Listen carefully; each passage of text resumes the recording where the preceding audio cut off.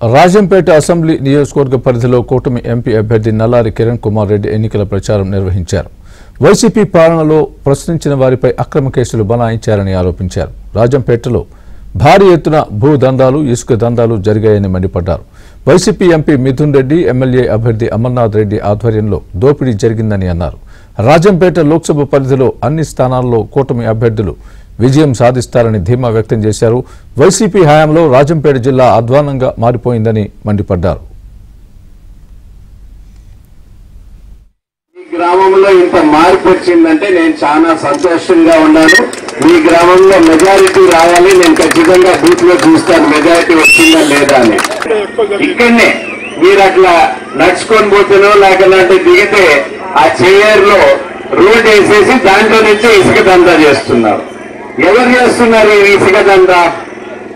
YCP నాయకులు. వీళ్లకు వెనకాల ఎవరున్నారు? ఇప్పుడు ఉన్న ఈ ప్రాంతం ఉన్న ఎమ్మెల్యేకి నిలబడిన ఆయన ఎంపీ, వీళ్ళే ఈ ఇసుక దందాకంతా కూడా మాఫియా.